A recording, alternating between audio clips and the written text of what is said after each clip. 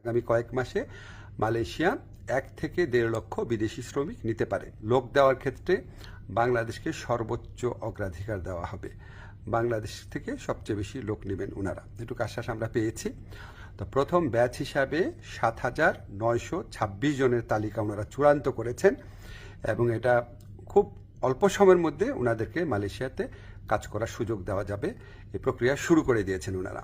তো আমরা অনুরোধ করেছিলাম বাংলাদেশে যারা রিক্রুটিং এজেন্ট আছে তাদের সবার জন্য যেন উন্মুক্ত করে দেওয়া হয়, যাতে সবাই লোক পাঠানোর সুযোগ নিতে পারে।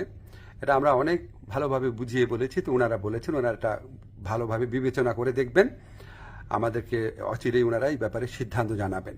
আর আমি বলেছি যে মালয়েশিয়ার যারা ইরেগুলার হয়ে গেছেন, যে শ্রমিক ভাইরা আছেন, তাদেরকে রেগুলারাইজ করা বা বৈধ করা যায় কিনা। তো ওনারা বলেছেন ওনারা মাঝে মাঝে এটা করেন, আর গত বছর করেছেন। আর ওনারা বলেছেন যে যাদের পাসপোর্ট এক্সপায়ার্ড হয়ে যায়, ভিসা এক্সপায়ার্ড হয়ে যায়, তাদের ক্ষেত্রে এটা হয়তো করা সম্ভব হবে না। তখন আমি বলেছি দেখেন, অনেক সময় আছে যে মালিকের গাফলতির কারণে বা মালিকের ত্রুটির কারণে এটা হয়, তো সেগুলি আলাদাভাবে বিবেচনা করা যায় কিনা। ওনারা প্রতিশ্রুতি দিয়েছেন, ওনারা এটা বিবেচনা করে দেখবেন।